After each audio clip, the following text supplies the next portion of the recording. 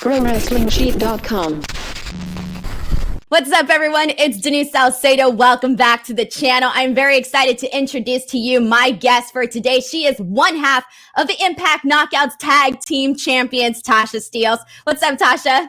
I'm doing good. How are you? I'm doing great. And here's the thing. We need to discuss a lot because the last time that you and I spoke, the last time we sat down here, you were talking along with Kiera how you guys wanted to be Impact Knockouts Tag Team Champions. And it wasn't even a thing the last time we spoke, before. They hadn't brought back the titles just yet. And now flash forward a couple months later, they're here. You guys are champions. I mean, how do you feel?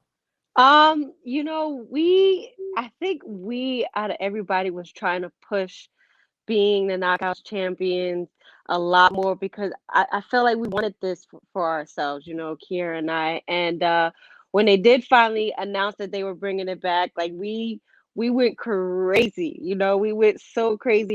And the first thing we said, all right, we got work to do. We have a whole lot of work to do. We got a lot of people to study. And we don't know who our competition was going to be yet. So we were just in the lab just working on things. And then we finally got the brackets. We knew who we were facing. It just became, all right, a road of these are who we have to study. And this is how we got to advance to the next one and the next one in the finals. And whoever's going to be in the finals, we're going to leave everything in the middle of the ring because we're not leaving without those tag titles. And look at us now, Fire N Flava, Knockouts Tag Champions. I couldn't be more excited. And I can tell too, like, even just like the way that you're telling me, like how you guys pushed for the belts to return, how you guys, prepared. Before we get into the match itself, what was the preparation like for you guys just throughout the entire tournament, leading up to this point? You mentioned you're like, it's time to put in the work. It's time to study. What were some of the details on that? Well, when our first round opponents were the Sea Stars. I have faced them throughout the indies, and I faced one half of the Sea Stars, Ashley, a lot. So I kind of knew how their style was a little bit, and I don't think Kiera has ever faced either one of them before. So I had to just brief her up on it, and we had, they're very, very young and very hungry opponents. So they were like, I feel like the first like hump to just beat. So us studying them was a lot. And then when we knew we had to face Rosemary and Taya, that was even harder for us because we had trouble in the past defeating Rosemary and Taya, especially with Rosemary trying to take us to the realm. And I wasn't trying to go to the realm. But it was more difficult for us each time. And we had to figure out a way of defeating Taya and Rosemary. And despite people saying that it was Deanna and Kimberly that helped us advance, we didn't need their help at all. I don't know what the beef was with them, but Deanna and Kimber decided to interrupt in our match, but we didn't need them. So, we held it down on our own.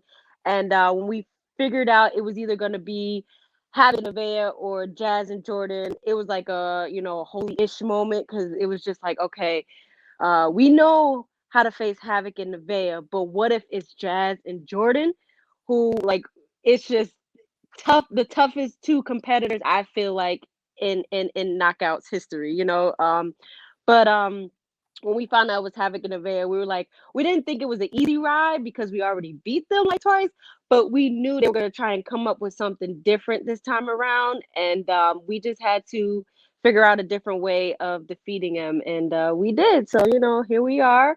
We're the champs. They not. And we celebrate. We still celebrating. Yes. Okay. So let's get into that. Let's talk about Hard to Kill. Obviously, I was there. I was not there, but I was watching the pay-per-view. So I have to say that your guys' match against Havoc and Nevaeh was probably one of my favorites of the night because it really stood out. And I said this in my post-review show, and I think it was when your match, I think, was probably what kicked off the show into another gear. So I was very excited about it. So tell us a little bit about, just going into the match, how you felt about it and how you felt during, and even just like afterwards, like the actual like moment of finally like, hey, we got the 3 count. Let's do this. I mean, the build up for it enough was such a big hype. And before the match, like I'm not gonna be shy about it. I was completely nervous, and I think I've talked to Kiera 100 times during before Hard to Kill, and I kept telling her, you know, how nervous I was, and she would have to calm me down, and vice versa. And she would tell me how she's nervous, and I had to calm her down. And it's just we wanted this so bad for us, and you know, I just felt like all of our passion and our ambition and our hard work, it was just a little bit more than what Havoc and Nevaeh had, and we just felt like we wasn't going to leave without becoming the Knockouts champions. You know, we wasn't going to accept defeat. And going into Hard to Kill, it was just that moment where, all right, we're going to walk around backstage a little bit. We're going to talk to each other a little bit. You know, how do you feel, Kiera? I'm good. How do you feel, Tasha? I'm good. I'm good. And then we're going to talk, we're going to pray, we're going to just do whatever we have to do. And when we get out there, we have to, it's all or nothing for us. It's all or nothing. That's just what we kept saying. It's all or nothing. And we want this so bad, and we're not leaving, and it's for us. And going into the match, you know, once the music hit, my nerves went away, and we went out there and killed it, just like how Fire and Flavor will always kill it every week.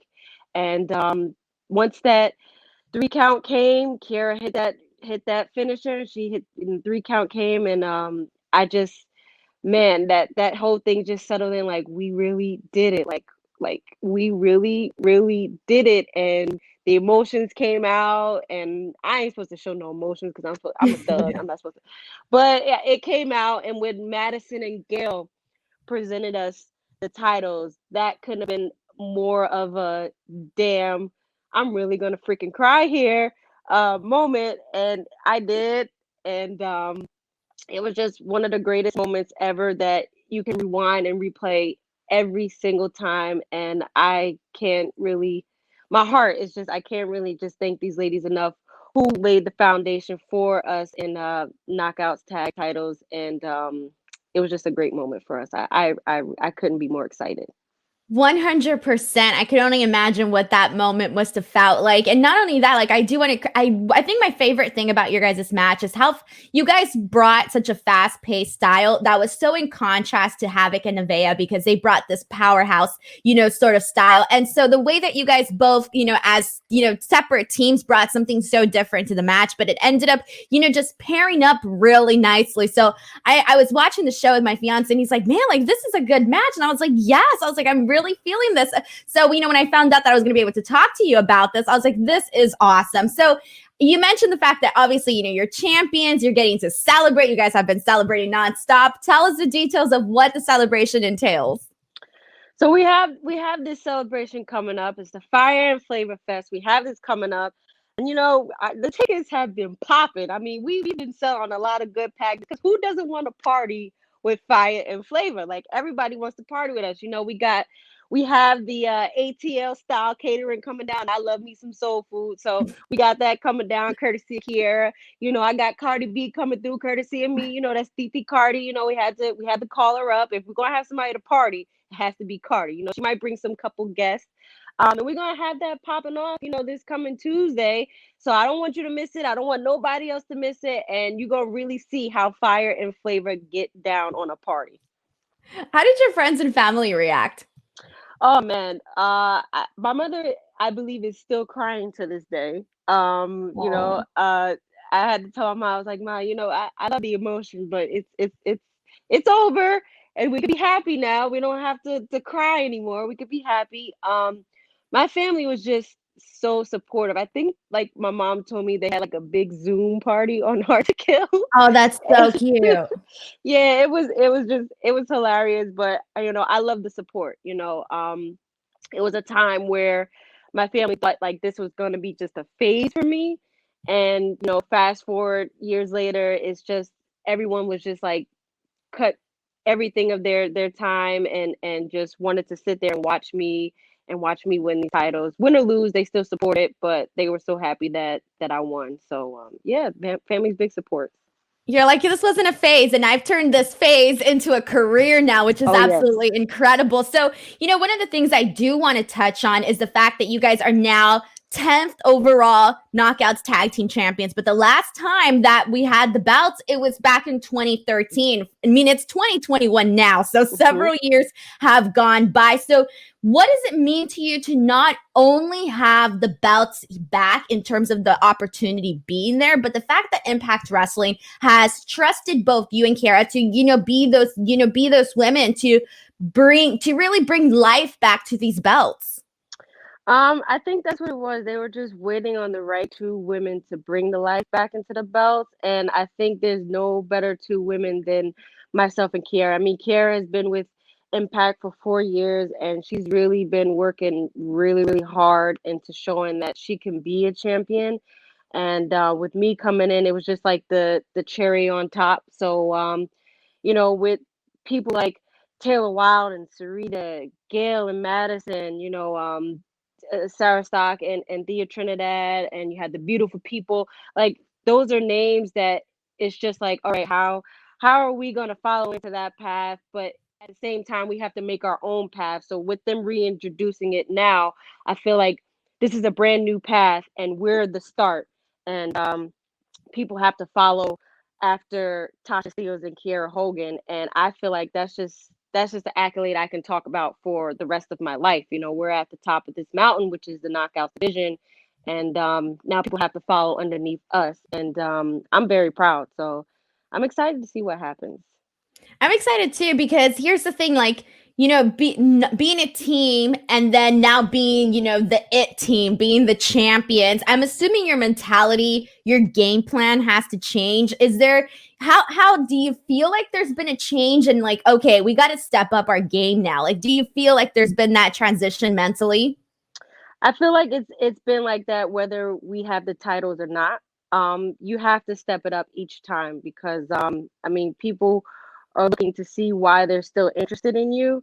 So yeah, that's just been my mentality from the time that I started wrestling. I have to stand out. I have to make myself different, and each year or each time somebody see me, it has to be a different thing that makes them want to keep coming back to see me. So I feel like Kiera and I, we both have been wanting to step it up each time, whether we've had the titles or us having the titles. But with us having the titles now, it's like we're stepping it up 10 times more. And each week you're gonna see a different version of Fire N Flava. It's gonna be still same us, but it's gonna be different versions because it's gonna give everybody a reason why we won these titles, why we should keep these titles, and why we're never letting these titles go. Do you guys feel any pressure, especially considering that, that all eyes right now are on women's wrestling? It is on how, different companies treat their women's division. That's something that's heavily discussed about. So, knowing that you guys are, putting, along with Deanna, who's Knockouts women's champion, and you guys as tag team champions, like you guys are, the faces essentially of the Impact Women's division. So how does that, does it add any pressure to you? Um, it does, but I love the pressure. Because it's like kind of like a roadblock, and it just shows that whether either you're going to give up and stop or you're gonna work hard to get over it. So I don't mind the pressure. It just makes me work 10 times harder to prove why I am who I say I am. And I'm sure Kiera, she doesn't mind it either because for 4 years she's just been under a lot of pressure. So yeah, I don't mind it. You know what I'm saying? A lot of people they like to fold under pressure, but me, I like to push through, and because I'm different from everybody, so I like to I like to show and prove. That's my thing. I like to show and prove. I like to show out and prove why I am who I say I am. And here's the thing too, is that you sort of mentioned like, the fact that you guys have, it's been a journey to get up until this point. So for you, like looking back at like your entire career and just kind of like seeing at you yourself know all the personal challenges that you had to face in order to, not only just make it to Impact Wrestling, but make a name for yourself in Impact Wrestling. So, just kind of looking back at some of, your journey, what were some of the challenges for you and what really kept you motivated? And do you feel like you're finally getting to the point where you want to be in your career?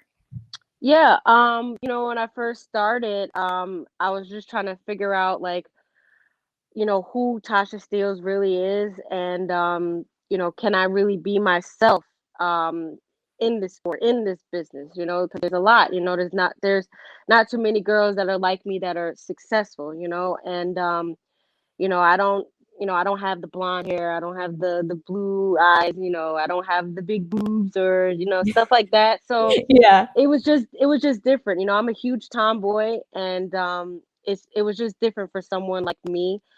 And I was trying to figure out, like, okay, you know, can I be myself, or do I have to change? You know, and just watching Deanna and Karen Q, who I've trained with for years and are my very close friends, and you know, we've traveled roads together, and I would watch them and I would see them be different from everybody else, and it would just motivate me more to be different from everybody else. And I think it was just I had just a conversation with my trainer one day, and he said you have to really sit down and ask yourself who Tasha Steelz is, and you know, and who this Boricua badass is, and you have to bring her out, because if you don't bring her out, you're not going to see the success that you want.